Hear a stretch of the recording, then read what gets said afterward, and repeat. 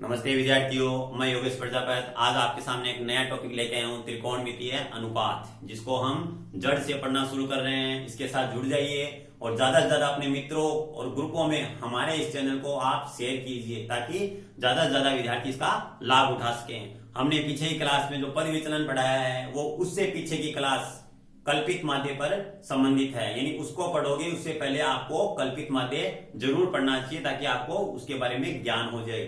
चलो आज अपना नया टॉपिक शुरू करते हैं। आपको शुरू से लेकर लास्ट तक पूरा ध्यान से देखना है। आज हम शुरुआत करते हैं।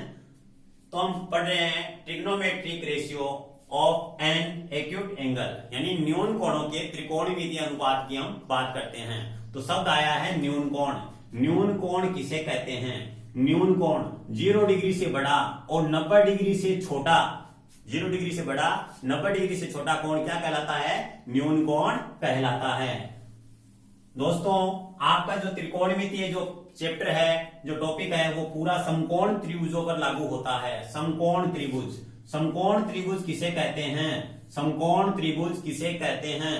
वह त्रिभुज जिसमें एक कोण 90 डिग्री का होता है समकोण त्रिभुज कहलाता है। समकोण त्रिभुज ऐसा त्रिभुज होता है जिसमें उसकी सभी भुजाओं के वास्तव में एक अलग नाम होते हैं।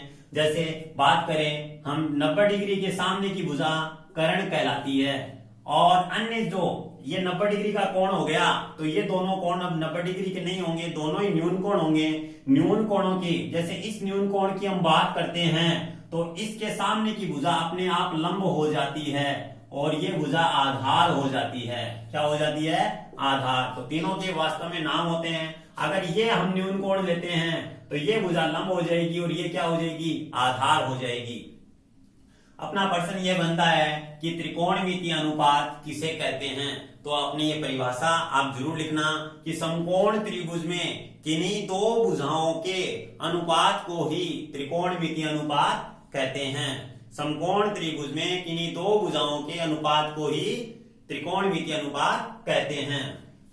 त्रिकोणमिति विद्यार्थियों 6 फलनों पर आधारित हैं, यानी त्रिकोणमिति के 6 फलन ही होते हैं। एक होता है साइन थीटा, एक होता है कोस थीटा, और एक होता है टेन थीटा, और एक होता है कोट थीटा, सेक थीटा और कोसेक।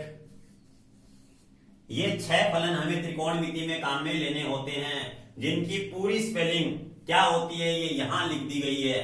वास्तव में इनकी स्पेलिंग इतनी होती है लेकिन काम में इतना ही लिया जाता है। इन सब का हिंदी रूपांतरण भी लिखा जाता है। जैसे साइन को हम ज्या थीटा बोलते हैं, कोसाइन को कोटिजा थीटा बोलते हैं, टेंजेंट को स्पर्श ज्या थीटा बोलते हैं। इस तरीके से आपको ये सभी अच्छे तरीके से तैयारी करनी चाहिए, क्योंकि किसी भी एग्जाम में, रिट में या कहीं न कहीं हमें ये पढ़ने को जरूर पढ़ा हुआ हमें लाभ देगा। अब बात करते हैं, हम सभी के सूत्रों की बात करते हैं। तो हिंदी मीडियम में जिसकी ट्रिक चल रही है, जिसका नाम है लाल बटे कक्का, लाल बटे कक्का। यहां पर हम लिख देते हैं साइन थीटा, यहां पर लिख देते हैं कोस थीटा, यहां पर लिख देते हैं हम टेन थीटा, यहां पर लिख देते हैं हम कोसेक थीटा, और यहां पर लिख देते हैं हम सेक थीटा, और यहां पर लिख देते हैं हम कोट थीटा। इन सभी का आपको स्थान कायम रखना है, फिक्स।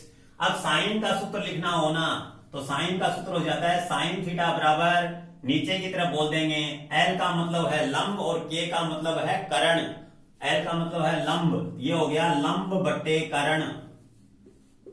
इसी तरीके से यदि आप बोलना चाहो कोस थीटा का सूत्र, तो कोस थीटा का सूत्र क्या हो जाएगा? ए का मतलब है आधार, तो आधार बट्टे कर्ण।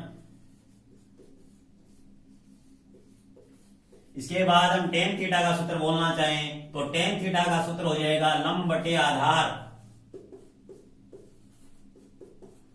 और इसके बाद कोसेक थीटा का बोलना चाहें तो कोसेक थीटा का सूत्र इसका विलोम ही होता है, यानी ऊपर की तरफ बोल देंगे कर्ण बटे लंब।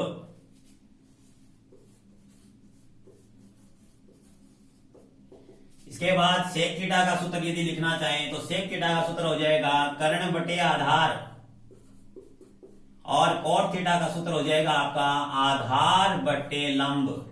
विद्यार्थियों, ये हिंदी मीडियम की ट्रिक होती है। जो इंग्लिश मीडियम के विद्यार्थी होते हैं उनकी ट्रिक भी हम लिख देता हूं। पंडित बद्री प्रसाद हर हर बोले।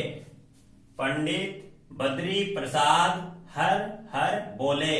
इसके हिसाब से साइन थीटा हो गया परपेंडिकुलर, और बटा में क्या हो गया, इसके अपॉन में हो गया हाइपोटेनियस, क्योंकि वो कर्ण को हाइपोटेनियस बोलते हैं और लंब को वो परपेंडिकुलर बोलते हैं, आधार को वो क्या बोलते हैं, बेस बोलते हैं। इस तरीके से जो इंग्लिश मीडियम के विद्यार्थी है वो अपने सूत्र यहां से बना सकते हैं।